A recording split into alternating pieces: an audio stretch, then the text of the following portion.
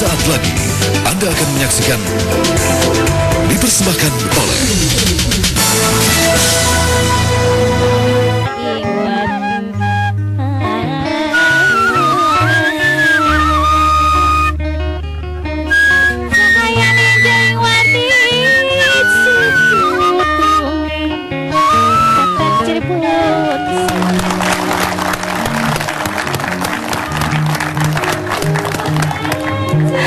Selamat sore pemirsa, saya Detalia. Selama 1 jam ke depan akan menemani Anda bersama Kementerian Perindustrian dalam program Dialog Industri Agro yang akan membahas mengenai revitalisasi industri mebel rotan Indonesia.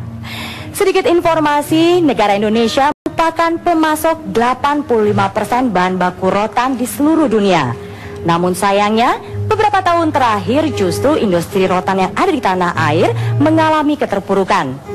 Hal ini bisa kita lihat dengan banyaknya perusahaan mebel rotan yang tutup dan juga image dari produk rotan itu sendiri yang juga semakin terpuruk. Untuk memecahkan hal ini tentulah bukan hal yang mudah. Nah, kali ini saya berada di kota Cirebon yang juga dikenal sebagai kota sentra industri rotan nasional dan akan membahas langsung bersama Menteri Perindustrian Bapak MS Hidayat. Dan kita akan mendengar langkah-langkah ke depan apa yang bisa kita lakukan untuk meningkatkan image dari produk rotan itu sendiri atau bahkan menjadikan rotan sebagai ikon produk nasional. Nah, sungguh sebuah kehormatan karena kita bisa berbincang langsung dengan Bapak Menteri kita. Tapi sebelumnya, mari sama-sama kita saksikan tarian penyambutan tarian khas Cirebon.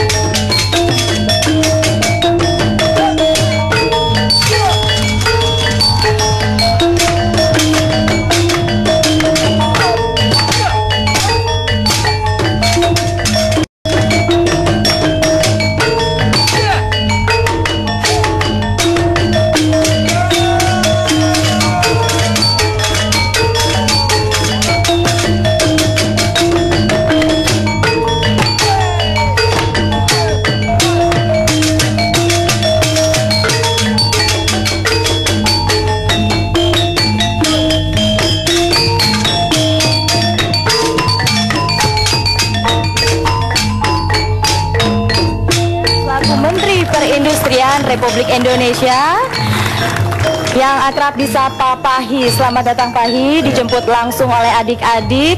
Silakan Pak.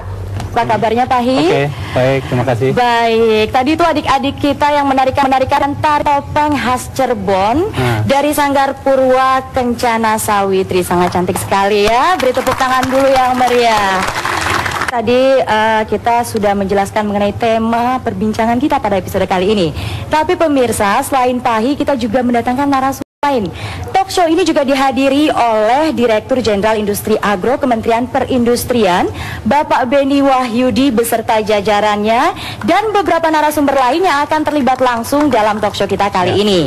Nah, namun sebelum kita mulai materinya dan kita mulai perbincangan kita, ada baiknya kita simak cuplikan berikut ini.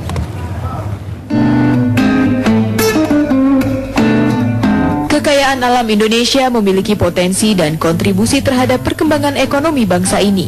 Rotan merupakan salah satu komoditi agroindustri yang sangat potensial dan berkontribusi positif terhadap perkembangan ekonomi nasional. Terletak di Kabupaten Cirebon yang menjadi sentra industri rotan di Indonesia. Namun kini telah terjadi penurunan produksi, ekspor maupun penyerapan tenaga kerja dari industri furniture rotan di Cirebon, Jawa Barat. Diakibatkan masih adanya ekspor bahan baku rotan dan rotan setengah jadi, serta mengalirnya bahan baku rotan ke luar negeri secara ilegal, sehingga membuat para pelaku usaha furniture kesulitan bahan baku. Penyebab lain adalah menurunnya image mebel rotan di pasar internasional yang berdampak pada menurunnya peminat mebel rotan sehingga menyulitkan pemasaran.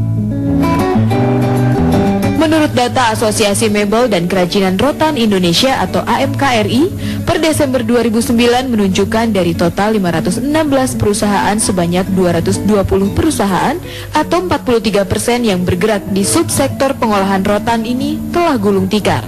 Untuk itu diperlukannya tindakan pemerintah secara sinergi bersama dengan para pelaku industri rotan untuk melakukan revitalisasi industri mebel rotan nasional,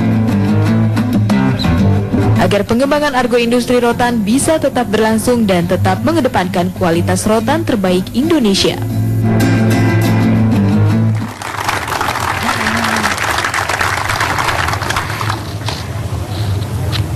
Nah, itu tadi kita sudah lihat secara global mengenai perkembangan industri rotan yang ada di tanah air. Nah, Pak Hi, tema mengenai perbincangan kita kali ini adalah mengenai revitalisasi industri mebel rotan yang ada di Indonesia. Berarti industri rotan mebel ini pernah berjaya ya Pak? Ada masanya berjaya di Indonesia. Kenapa kementerian ini memfokuskan industri mebel rotan sebagai salah satu PR-nya? Silakan Pak Hi. Terima kasih. Sebelumnya saya mau mengingatkan bahwa kursi rotan yang desainnya indah ini diproduksi di Cirebon ini. Dan beri tepuk tangan terlebih dahulu. Ini high quality. Ini high quality semua dan ini kokoh ya Pak Hi? Kokoh dan sangat diminati. Jadi mungkin dengan mengatakan itu saya mau menyatakan hari ini kita start untuk relaunching lagi industri rotan sebagai industri nasional dan untuk melakukan ekspor kembali seperti kejayaannya di masa yang lalu.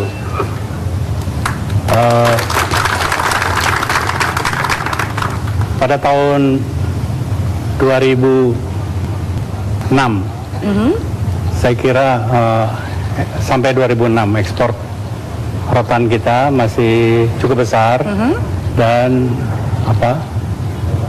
sebagaimana sudah ketahui juga bahwa tadi sudah disampaikan 85% dari total bahan baku rotan itu berasal dari hutan-hutan di Indonesia. Betul.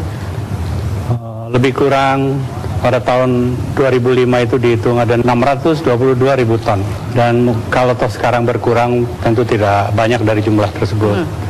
Tetapi sebagai negara yang mengandalkan industri berbahan baku rotan, kita mengalami masa-masa kejayaan pada tahun 1986. 1986 pada saat itu ya? Pada saat itu saya tentu belum jadi menteri, masih jadi demonstran mungkin, mahasiswa atau apa. Saya ingat pada waktu itu kita dominan di dalam ekspor.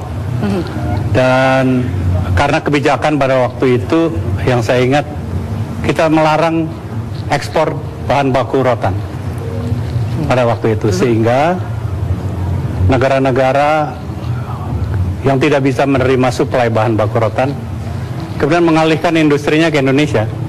Taiwan, dan sebagainya, itu melakukan join di Indonesia dan produksi rotan Indonesia meningkat dengan deras. Dan pada tahun 2006 kalau tidak salah, 2007 ada kebijakan yang berubah, mungkin karena dinamika pasar, mungkin juga karena waktu itu polisi pemerintah yang berubah mengingat dinamika itu tadi, sehingga memperbolehkan perubahan dari peraturan itu ya? Sehingga memperbolehkan izin bahan baku rotan, dan secara langsung dan tidak langsung itu menyebabkan produksi kita sangat menurun. Oh, jadi perubahannya itu terjadi pada saat tahun 2005 setelah perubahan peraturan yang melarang ekspor dari bahan baku rotan itu ya Pak ya. Dan tentu setelah itu ada aturan-aturan yang dicoba untuk mengembalikan kejayaan itu kembali. Tapi belum berhasil. Seperti tadi disinyalir, sampai 2010 ini potret dari industri rotan kita terus menurun. Dan saya sudah 1,5 tahun duduk sebagai Menteri Perindustrian, melihat sebagai negara yang pernah membuktikan berjaya di industri rotan, dan sebagai negara, sebagai penghasil bahan baku rotan yang terbaik, terbesar, yang hampir mendominasi seluruh bahan baku rotan dunia, sudah seharusnya Indonesia bisa kembali kepada masa-masa kejayaannya ya. Oke. Nah, itu impian yang harus kita capai ya Pak, PR bersama. Nah, kalau dari pihak pemerintah sendiri, kebijakan apa yang dibuat sehingga kita bisa meningkatkan image dari produk rotan itu Pak? Ada peraturan pemerintah melalui Menteri Perdagangan yang akan ditinjau kembali tahun ini. Mungkin itu dulu menyikapi perkembangan pada waktu lalu, dirasakan perlu untuk diri. Dengan menteri yang terkait, misalnya dengan Menteri Perdagangan, saya sudah mendiskusikannya. Dan saya datang ke Cirebon ini di dalam rangka bertemu dengan para pelaku industri rotan. Saya tadi mengunjungi pabrik-pabrik rotan, bahkan pabrik-pabrik subkontraktornya yang bekerja atas order dari para eksportir dan produsen itu saya datangi, saya menginterview dan membicarakan mengenai keadaan rotan industri sekarang ini dan bagaimana harapan mereka untuk meningkat. Dengan kunjungan ini saya berharap saya bisa mendapatkan input langsung on the spot. Saya juga kemudian akan melakukan forum dengan seluruh stakeholders, para praktisi, asosiasi, dan siapapun, bahkan dengan kaum LSM yang skeptis mungkin sikapnya terhadap prospek perkembangan dunia. Saya akan tetap berdialog karena tekad saya, kunjungan saya ini merupakan starting point. Kita relaunching kembali, menjual Cirebon dan menjual ikon industrinya yaitu rotan dan batik. Oke. Baik, Pak Hi, nanti kita akan berbincang lebih detail lagi mengenai perkembangan atau revitalisasi industri mebel rotan Indonesia. Dan pemirsa, selain nanti kita akan berbincang, saya juga akan mengenalkan narasumber lain, yaitu Bapak Bupati Cirebon. Nanti kita akan berbincang-bincang dengan beliau, Bapak Dedi Supardi, dan juga ada Bapak M. Hatta Sinatra. Beliau adalah Ketua Asosiasi Mebel dan Kerajinan Rotan Indonesia. Dan juga ada Bapak Leonard Theo Sabrata, beliau adalah praktisi desain mebel rotan, dan juga Mr. Kurt Schultz, pemilik Aida Rotan. Baik, nah kita akan melanjutkan perbincangan kita ini, jadi jangan kemana-mana, tetap di TV One.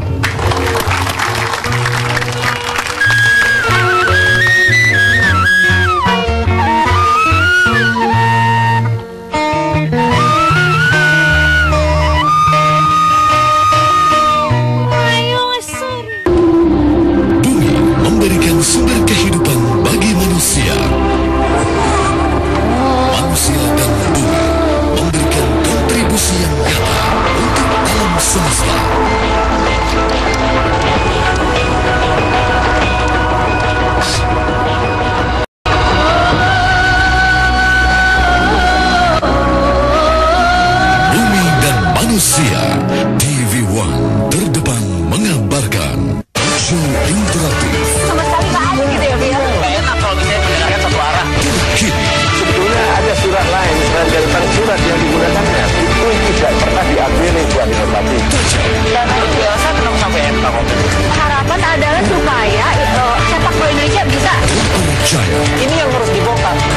dia dicari? 2, apakah dia di Mahkamah Konstitusi? Apa kabar Indonesia? Jelas terbukti palsu. Terdepan mengabarkan. Saran kita akan mengikuti fans-fans Galatasaray. Batan Galata ini setiap hari selalu dipenuhi oleh para pemancing. Bahasa Indonesia kasih ya?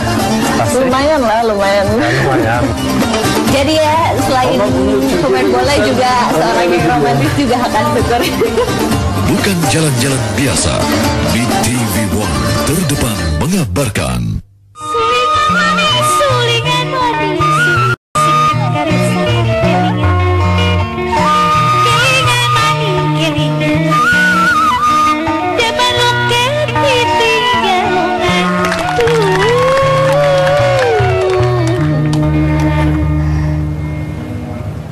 Kembali lagi di Dialog Industri Agro dan pemirsa, di samping saya ini mungkin Anda melihatnya hanya kursi biasa, tapi ternyata kursi ini mempunyai nilai historikal tersendiri. Yang saya tahu, kursi ini pada tahun 1945 dahulu pernah dipakai oleh pemimpin dunia. Nah, kita dengarkan saja langsung penjelasannya seperti apa. Kepada Bapak Hatta kami persilakan. Bapak Hatta adalah Ketua Asosiasi Mebel dan Kerajinan Rotan Indonesia. Baik, Pak Hatta, silakan Pak Hatta di sebelah sini.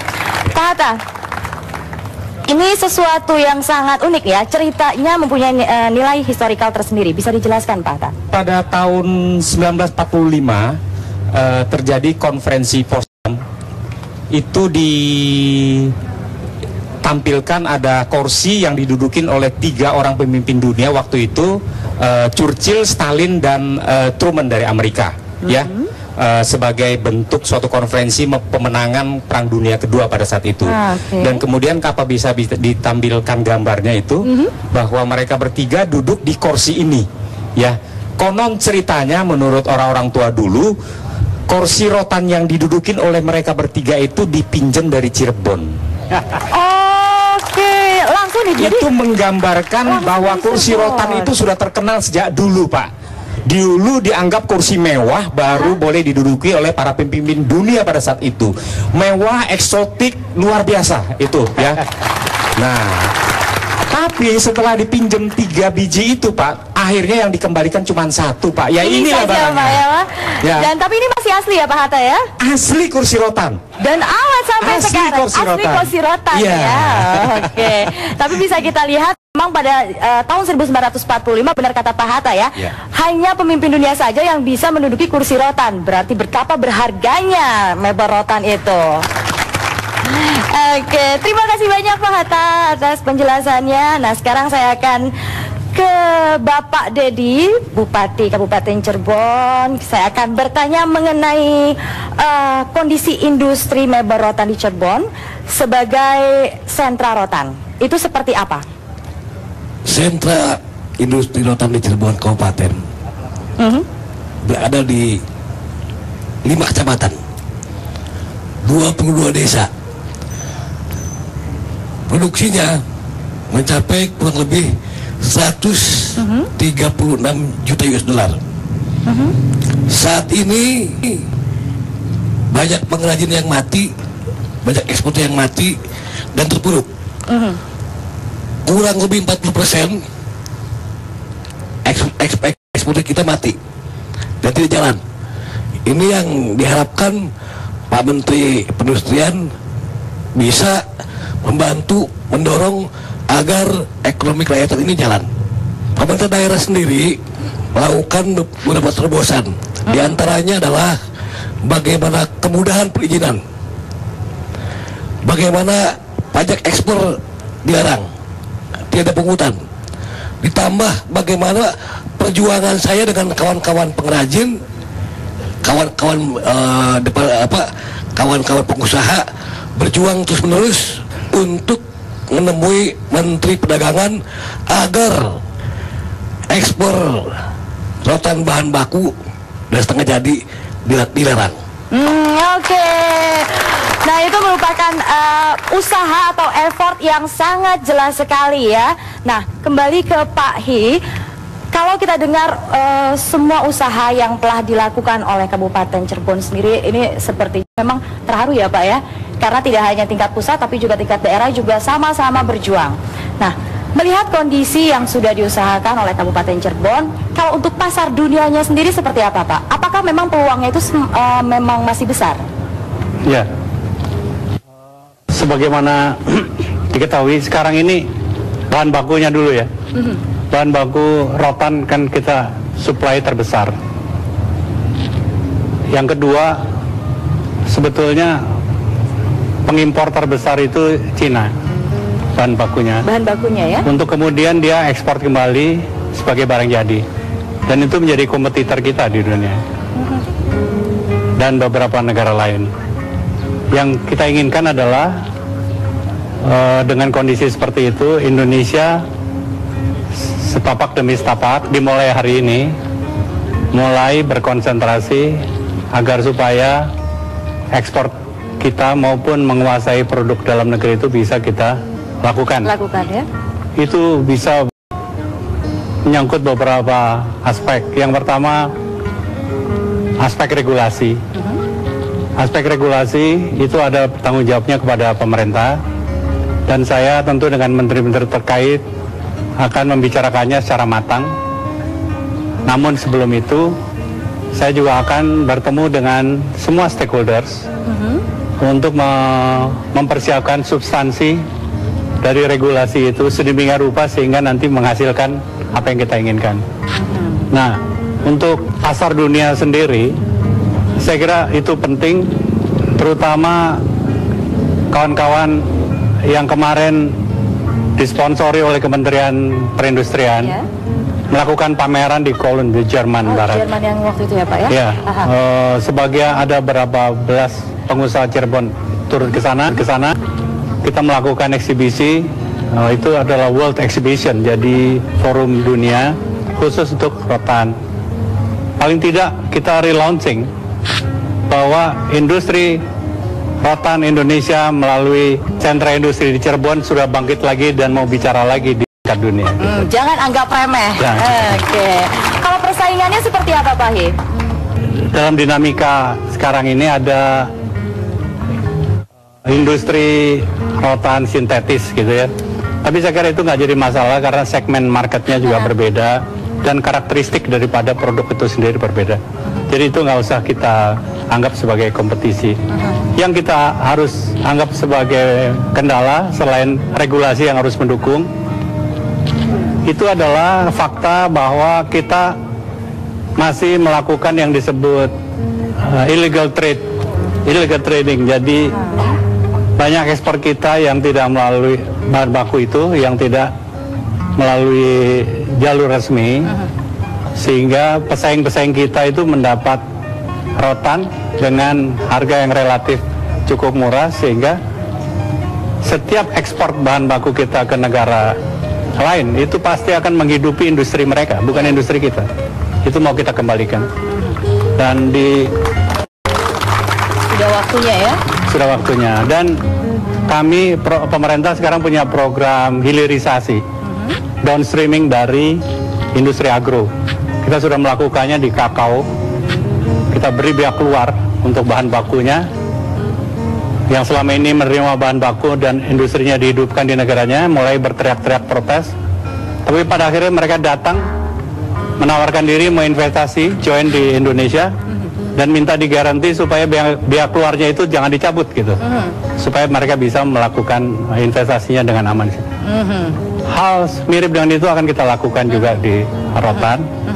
Namun harus jaga kepada aparat pemerintah yang lain agar tidak terjadi yang kita sebut illegal trade tadi, yaitu melakukan smuggling, melakukan ekspor tanpa prosedur dan sebagainya. Itu harus sama sekali kita hentikan. Jadi law enforcement-nya juga harus ditegakkan.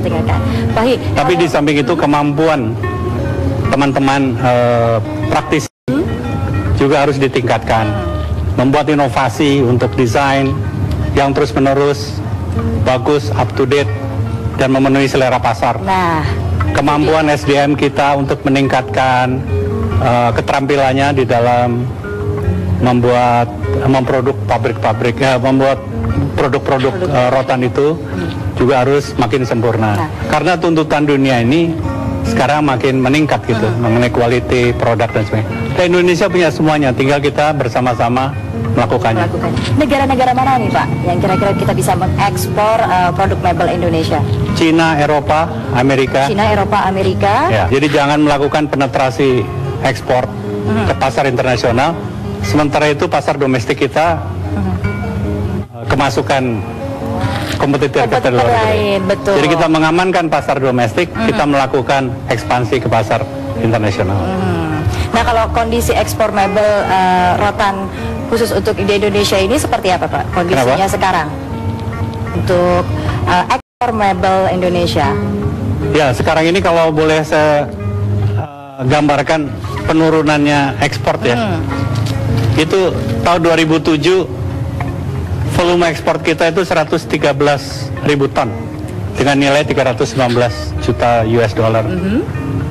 2009 tinggal 53.000 ton dengan nilai 167 juta US.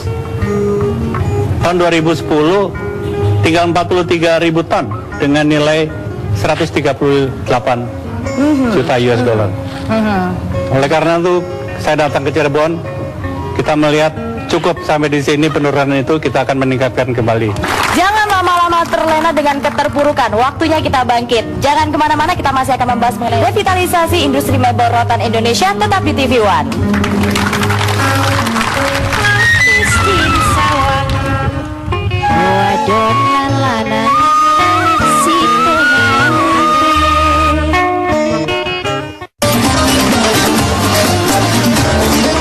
Kita akan mengikuti fans-fans Galatasaray.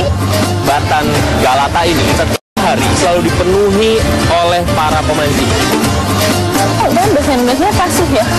Lumayan lah, lumayan. Jadi ya, selain pemain bola juga seorang yang romantis juga akan syukur. Bukan jalan-jalan biasa. Di TV One terdepan mengabarkan kiat-kiat dalam berwirausaha. Sepatu bagus, kita bisa mendapatkan 2 juta per hari. Bagaimana mengelola manajemen hingga SDM-nya? Dia tidak terpotong pertumbuhannya oleh siklus perkawinan.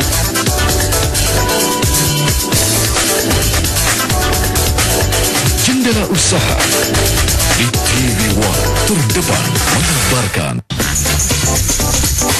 banyak cerita dan kenangan yang dihadirkan kembali. Mana saya dilahirkan, paling saya sukai itu sejarah. Ini kompleks TK saya dulu. Terlintas dengan jelas di dalam ingatan mereka. Ini rumah dulu kakek saya. Ini adalah ruang yang punya kenangan memori begitu banyak. Jadi saya di sini, di kamar ini sangat dekat dengan anak-anak. Nostalgia TV One terdepan mengabarkan.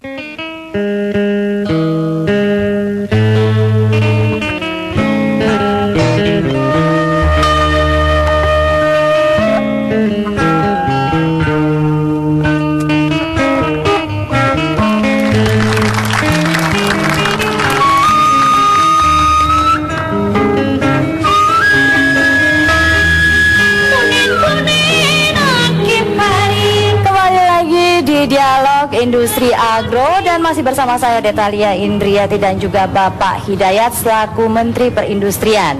Nah, berbicara mengenai merevitalisasi industri mebel rotan Indonesia itu tidak bisa dipungkiri adanya keterlibatan dari pihak lain. Kita akan bertanya ke Pak Hatta selaku Ketua Asosiasi Mebel dan Kerajinan Rotan Indonesia. Pak Hatta, bagaimana sih kondisi industri mebel rotan yang ada di Indonesia dalam sudut pandang pelaku bisnisnya? Silakan Pak Hatta.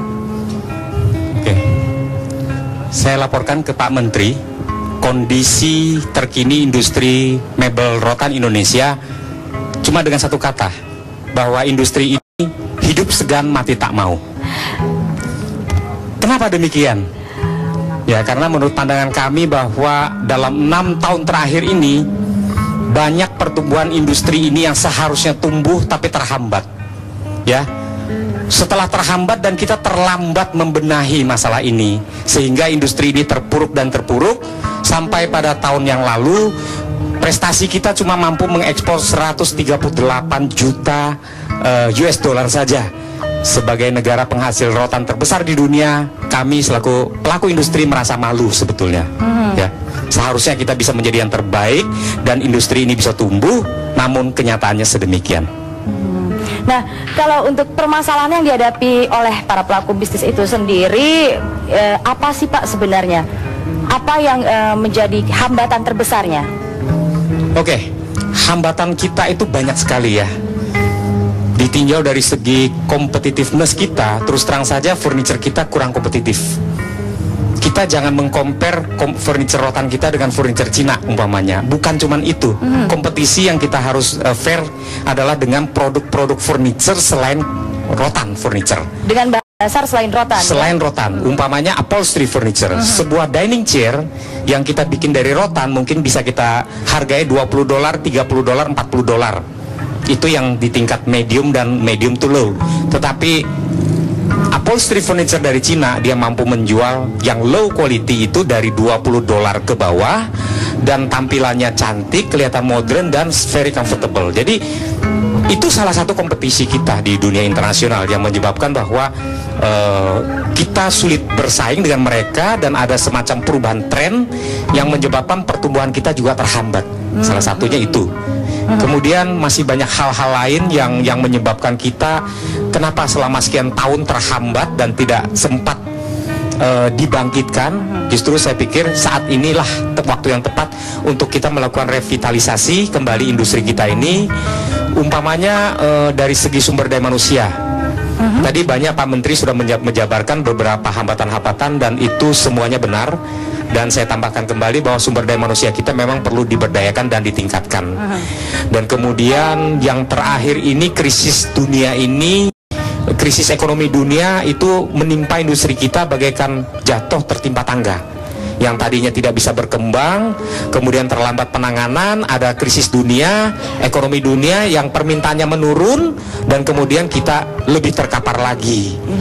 Dan kemudian di pasar internasional kita terbentur dengan image produk rotan yang sangat menurun beberapa tahun terakhir ini.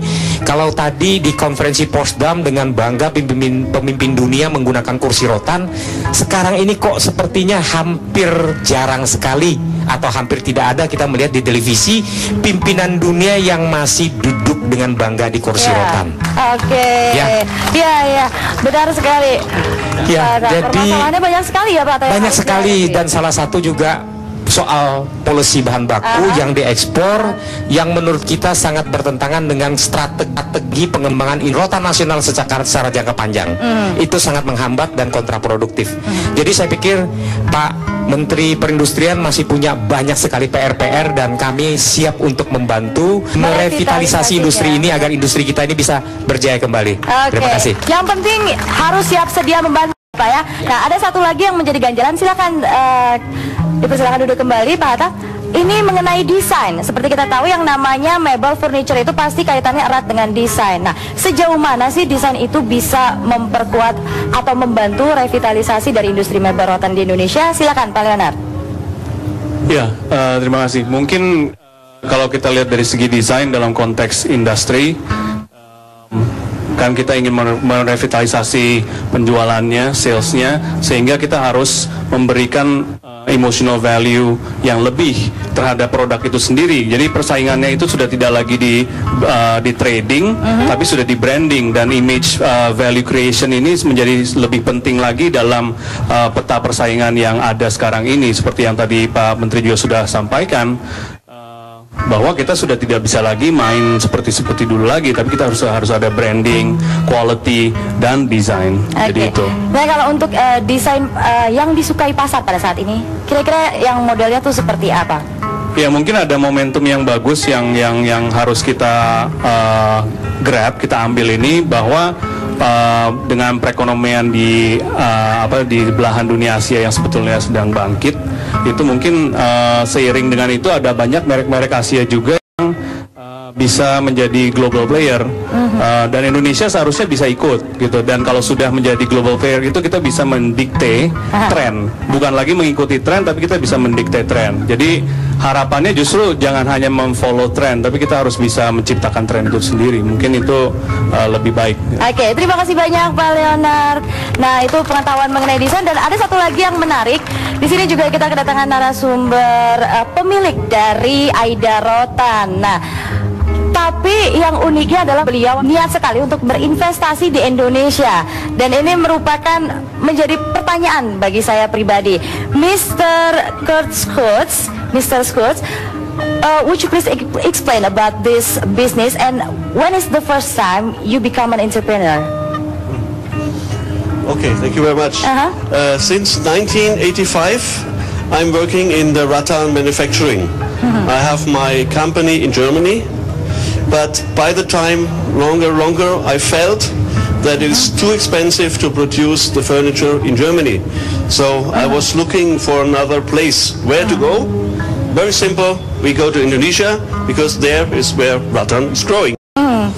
So then I went to Jakarta to the Chamber of Commerce, and they welcomed me, said, okay, Mr. Schutz, we are waiting for you since 13 years. So I signed my papers, and I said, where can I go now? Then they say, very simple, you go to Cirebon. Since I'm here. Oh, oke. Memang perjuangannya tuh sangat-sangat sulit ya. Pada saat Mr. Schutz di sini sudah berbisnis sudah sejak lama, dan pada saat dia datang ke Indonesia dan disambut dengan baik dan diberi saran pula, dan dia harus pergi kemana? Perginya ke Cirebon sebagai sentra produksi rotan nasional. Oke, dan one more questions, maybe two more questions. There's a lot of questions that I want to ask you. As a businessman and an ambassador for AMKRI for Europe, right? And what will you do to promote Indonesia rattan and to sell it over the globe? Yes, at the moment it is very difficult to sell rattan furniture in Europe. The image somehow has gone totally lost, and we have nearly no exhibition in retail stores. So my task is, when I'm in Germany or in Europe, I speak to all the organizations to convince them to bring the rattan back on the floor. It's a tough business, but we have a very good chance to go in again, because everything is sustainable. Everybody talks about green, so we have green architecture, and I think we are having the green interior, and rattan is absolutely the greenest you can have. Okay, and then why do you think that rattan here in Indonesia is a good rattan, and why you choose? I mean, you can choose any other country like China and Vietnam, but why you choose Indonesia rattan? Yeah, you can make studies where you can find the rattan, which kind of materials you can find in other countries. Then you automatically stop in Indonesia, because there you have more than 40 beautiful rattan sources you can work out. The others you cannot. Okay, thank you so much, Mr. Schutz. Nah, Mr. Schutz ini kebetulan adalah brand ambassador dari Asosiasi Mebel dan Kerajinan Rotan Indonesia untuk Eropa. Nah, kita masih berbincang mengenai revitalisasi industri mebel rotan Indonesia. Tetap di TV One.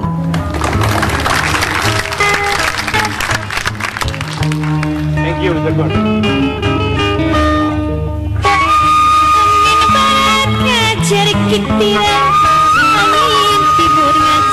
Kepedulian mereka. Jadi kita melihatnya prihatin lah, banyak anak-anak yang pengen sekolah dia nggak bisa. Kerja keras mereka. Meski berprofesi sebagai penghasil intan, kehidupan keluarga ini tidak berkilau seperti intan. Hingga pengabdian mereka. Saya ingin mengabdikan diri saya karena di sini tanah kelahiran saya. Saya pengen adik-adik saya lebih baik dari saya. Sekelumit cerita manusia Indonesia di TV One, terdepan mengabarkan banyak cerita dan kenangan yang dihadirkan kembali. Karena saya dilahirkan, paling saya sukai itu sejarah. Ini kompleks TK saya dulu. Terlintas dengan jelas di dalam ingatan mereka. Ini rumah dulu kakek saya. Ini adalah ruang yang punya kenangan memori begitu banyak. Kita di sini, di kamar ini sangat dekat dengan anak-anak. Nostalgia TV One, terdepan mengabarkan. Bagaimana cara bersih dengan cara-cara yang diajarkan Rasul. Dalam sebuah hadis Rasulullah SAW mengatakan bahwa makanlah kamu sekedar untuk menegakkan punggung. Ini salah satu olahraga yang bisa menyehatkan jantung kita ya. Kita ketahui bahwa Indonesia diapit oleh 2 lempeng aktif. Jadi ketika pergerakan lempeng tadi terjadi dan ketika dia tidak kuat lagi, dia akan melepaskan energinya.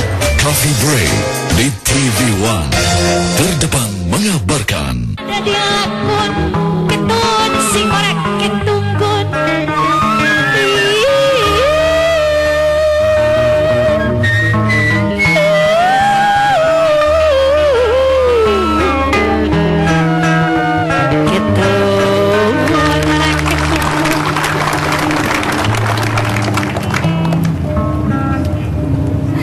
Masih di Dialog Industri Agro dan pemirsa, kita masih membahas bagaimana merevitalisasi industri mebel rotan Indonesia.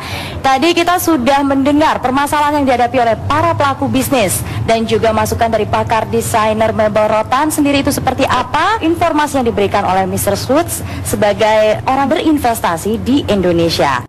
Nah, Pak Hi, tadi setelah mendengar permasalahan yang harus dihadapi oleh para pelaku bisnis, ini agak sedikit sulit ya Pak ya, dari mulai perizinan, kemudian juga persaingannya, kemudian dari desain juga sudah Pak Leonard sudah memberikan masukan, Mr. Schutz juga memberikan informasi pengalaman yang dia rasakan sendiri dan keyakinan bahwa rotan Indonesia itu memang kualitasnya itu baik, bagus. Nah, kira-kira langkah apa yang akan dilakukan pemerintah dalam menghadapi permasalahan ini Pak? Silakan. Ya. Kita mesti mulai dari awal memang, tapi harus segera dilakukan. Yang pertama, kami akan melakukan review atau peninjauan kembali terhadap kebijakan ekspor bahan baku rotan. Itu yang pertama. Yang kedua, mencoba mengoptimalkan pusat pengolahan bahan baku di daerah penghasil bahan baku rotan. Seperti di Sulteng, di Kalteng, di Aceh. Dan yang ketiga, membangun terminal bahan baku sebagai buffer stok. Ya, jadi di sentra-sentra industri seperti di Cirebon. Cirebon ini akan dibangun buffer. Dan buffer stok itu juga berfungsi mestinya ya sebagai pembeli atau penampung dari bahan baku yang dibutuhkan. Sehingga setiap kebutuhan bahan baku bagi industri akan bisa terpenuhi. Bagaimana memanagenya? Apakah sepenuhnya pemerintah ataukah bekerja sama dengan swasta? Karena ini harus di-manage secara komersial, secara bisnis, sehingga bisa tetap sustainable ya, bisa survive. Yang berikutnya adalah meningkatkan peran perguruan tinggi. Jadi mulai sekarang kita akan mengadakan kontak dengan perguruan tinggi, lembaga-lembaga litbang terbaik untuk melakukan R&D, Research and Development. Saya kira kementerian saya akan melakukan itu. Hal-hal tersebut ya, Pak, ya? Meningkatkan peran pusat desain dan orang-orang ahli desain seperti saudara Leonard itu saya kira sangat dipentingkan karena dia by experience, dia punya banyak hal yang bisa menjadi input buat kita masukan juga ya Pak ya. Lalu itu juga SDM, sumber daya manusia rotan di bidang teknik industri produksi juga harus kita tingkatkan. Jadi nanti barangkali juga itu adalah program yang harus kita lakukan. Terus mensosialisasikan program-program desain rotan ke masyarakat, mendorong desain-desain bangsa Indonesia supaya bisa go international gitu. Jadi pokoknya kualitasnya harus kita tingkatkan. Juga meningkatkan kemampuan market intelligence. Jadi saya perindustrian atau pemerintah akan mengawal para produsen industri rotan untuk ikut selalu di eksibisi dan di international event yang penting-penting tentu. Yang kita pilih yang bisa membuat mengencourage pembelian atau buyer untuk meningkatkan market di tingkat internasional dan juga meningkatkan fasilitas pelabuhan-pelabuhan ekspor kita di daerah-daerah produsen barang jadi import. Itu mungkin long term, tapi kalau sentra produksinya di Cirebon satu waktu Pelabuhan Cirebon kan mesti bisa berfungsi sebagai pelabuhan ekspor. Gitu ya. Oke. Pak Bupati saya ajak mulai mikirin tuh sekarang, Pak. Baik, Pak Hi, ini kita akan ada berdialog juga dengan mahasiswa, teman-teman dari mahasiswa dan juga para pelaku bisnis yang ingin bertanya dan berdialog langsung, tapi tidak terbatas dengan Pak Hi saja ya, bisa juga mungkin dengan Pak Dedi, Bupati Cirebon, atau Ketua Asosiasi Mebel Kerajinan Rotan Indonesia. Siapa yang ingin bertanya terlebih dahulu? Oke, di sebelah sini terlebih dahulu, silakan. Boleh diberikan? Assalamualaikum warahmatullahi wabarakatuh. Waalaikumsalam warahmatullahi wabarakatuh. Nama saya Mamun Fauzi dari Fakultas Pertanian Universitas Swadaya Gunung Jati Cirebon. Sebenarnya yang ingin saya tanyakan ada beberapa hal, tapi karena permasalahan ini berdasar dari keluhan dari masyarakat dan pengusaha yang ada di Cirebon dalam masalah rotan ini, dan ini terkait dengan peraturan pemerintah mengenai memberlakukan ekspor bahan baku.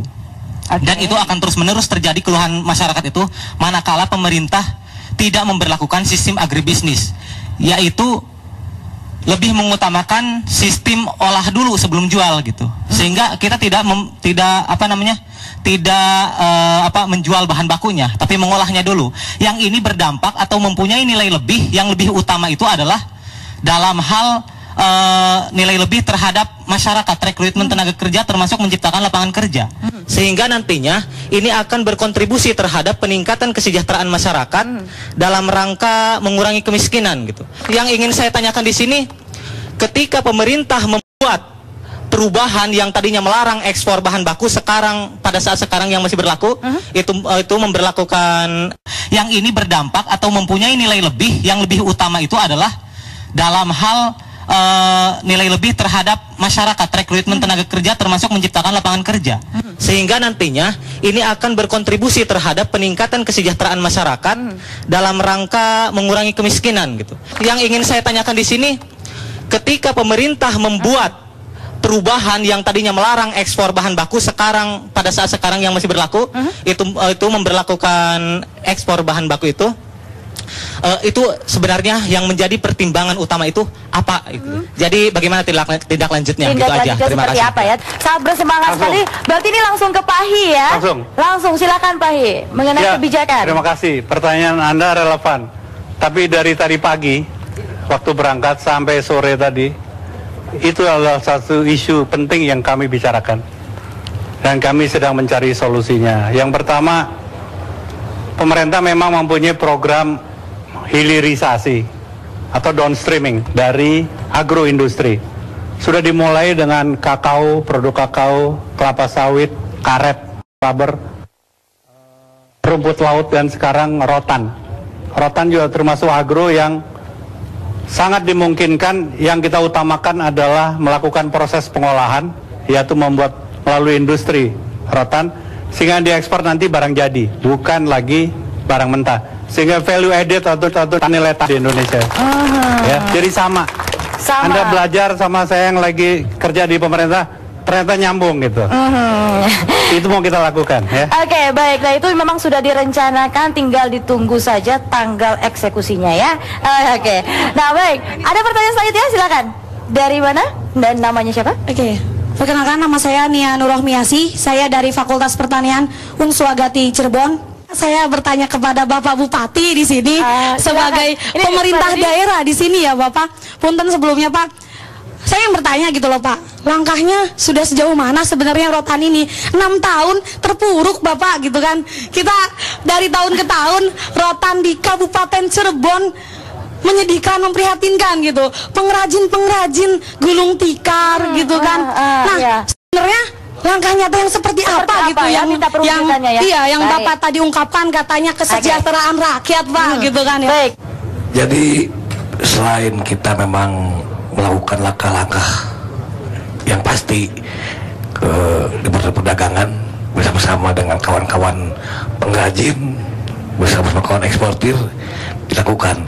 Tapi di sisi lain kita pun melakukan langkah pembinaan kepada para pengrajin di bidang penyuluhan desain dan teknologi, penyuluhan tentang ekonomi, tentang tentang desain teknologi dan juga pemasaran. Dan kami pun juga pemerintah daerah dia segan-segan untuk datang ke luar negeri untuk pameran. Tahun sekarang saja kita akan mengajak kawan-kawan pengusaha bulan Oktober untuk berangkat ke Cina. Selain itu juga untuk hubungan dalam negeri kita pun membuka showroom di Batam dan di Bali. Terima kasih. Oke, nah itu merupakan perwujudan yang dilakukan oleh Kabupaten Cirebon. Sudah terpuaskan? Sudah terpuaskan? Nanti dilihat saja, siapa tahu mungkin mbaknya nanti bisa membantu usaha dari Bapak Bupati dengan mendekati langsung ya. Langsung terjun ke lapangan. Oke, masih ada pertanyaan? Oke. Oh ya, silakan. Oke. Bismillahirrahmanirrahim. Yang terhormat Bapak Menteri Perindustrian dan Bapak Bupati. Assalamualaikum warahmatullahi wabarakatuh. Nama saya Ibnu Nugroho dari Universitas Muhammadiyah Cirebon. Pertanyaan saya yang pertama adalah tentang proses pengajuan haki yang terlalu lama. Untuk masalah ini, bagaimana sikap dan perhatian Bapak Menteri Perindustrian terhadap masalah ini? Dan kemudian pertanyaan saya yang kedua adalah tentang bagaimana pengembangan software house lokal di dalam dunia industri, khususnya industri rotan ini. Ya, demikian dari saya. Baik. Assalamualaikum warahmatullahi wabarakatuh. Silakan Pak Hi, langsung dijawab saja. Haki ya, hak kekayaan intelektual. Saya kira itu sekarang kita dorong agar supaya penciptaan produk baru itu dilakukan perlindungan kepemilikannya atau copyrightnya itu, hak rightnya itu untuk didapatkan dari Kementerian Hukum dan Hak. Dan Kementerian Perindustrian secara resmi bersama juga perdagangan membimbing saudara-saudara untuk memproses itu segera. Ada kesepakatan dari pemerintah agar supaya hak atas kekayaan intelektual itu digunakan sepenuhnya oleh para pencipta kreator Indonesia, sehingga hak ciptanya itu nggak lagi dibajak oleh negara-negara yang selama ini dulu terjadi. Pada tahun 2006, saya waktu itu Ketua Umum Kadin, saya yang pertama bicara masalah itu di depan Presiden, mensinyalir dengan keras bahwa banyak pencipta lagu, pencipta industri kreatif kita, batik dan sebagainya, karena nggak dilindungi atau nggak mendapat prosedur yang benar mengenai hak ciptanya, sehingga dengan mudah diaku oleh negara lain. Dan setelah itu 1 tahun kemudian pemerintah membuat fast track, jalur atau prosedur yang cepat, dan perindustrian bersedia melalui dirjen saya untuk mengawal saudara-saudara kalau ada proses atau prosedur menuju kepada mendapatkan hak cipta tersebut secepat mungkin ya. Yang kedua mengenai software.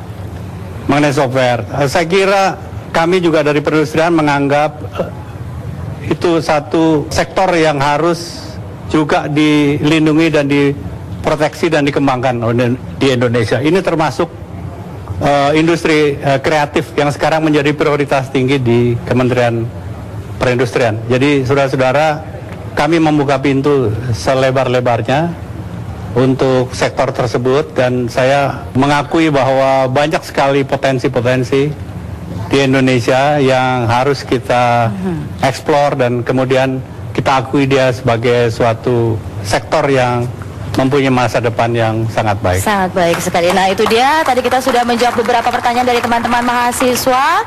Nah Pak Hi, mungkin ada harapan ke depannya kepada masyarakat Indonesia, baik itu para pelaku bisnis ataupun masyarakat luas, itu bisa diberikan masukan ada ke depannya. Ada tiga harapan saya.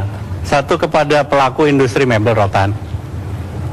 Pertama, agar semakin meningkatkan kualitas produk mebel rotannya, supaya bisa memenuhi keinginan pasar yang juga makin meningkat taste-nya atau seleranya. Yang kedua, agar terus melakukan inovasi yang tadi disampaikan. Inovasi desain mebel rotan untuk meningkatkan daya saing di pasar dalam dan di luar negeri. Itu untuk para produsen. Harapan saya untuk kepada pemerintah, Pemda, Jabar, Kabupaten Cirebon, BUMN, BUMD, agar meningkatkan penggunaan mebel rotan di instansinya masing-masing. Gitu. Mulai minggu depan ruang kerja kantor saya juga diganti rotan tuh tempat duduknya. Oke. Dan saya sendiri adalah ketua Timnas P3DN penggunaan produk dalam negeri. Jadi saya atas kapasitas itu sekali lagi ingin agar produksi dalam negeri sangat kita utamakan, terutama dalam hal ini adalah produksi mebel rotan. Kepada masyarakat agar menggunakan produk Indonesia, khususnya mebel rotan di tempat Anda bekerja, di rumah, jangan kita berteriak-teriak meningkatkan produksi rotan, tapi di rumah sendiri kita nggak ada mebel rotan. Tidak ada mebel rotan sama sekali justru ya. Dan tagline dari perindustrian sekarang adalah tampil bangga menggunakan produk nasional Indonesia. Oke, nah itu dia harapan yang disampaikan oleh Pak Hi selaku Menteri Perindustrian. Nah, Pak Hi, sebelumnya saya ingin bertanya, Pak Hi pernah menduduki bangku historikal itu tidak? Belum. Kita coba ke sana ya, Pak ya. Saya juga tadi kan Pak Hatta bilang katanya hanya pemimpin-pemimpin dunia. Ini baru pertama kali Pak Hi akan mencoba. Kok nggak? Ini sudah berusia lebih dari 60 tahun ya. Oke. Sudah berusia 60 tahun. Silakan. Bagaimana Pak rasanya Pak? Serasa menjadi Churchill. Serasa menjadi Churchill. Baik. Nah, pemirsa, bagaimana cara kita merevitalisasi industri mebel rotan Indonesia? Tentu butuh kerjasama dari berbagai pihak ya.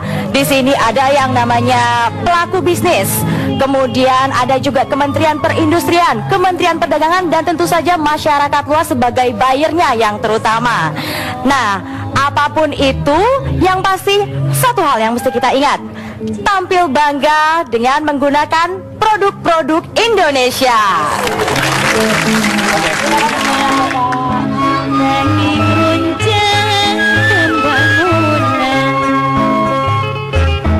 Cirebon berindah, bersih indah terkirau, wisda bisa kita, kanggo ngudang cita-cita.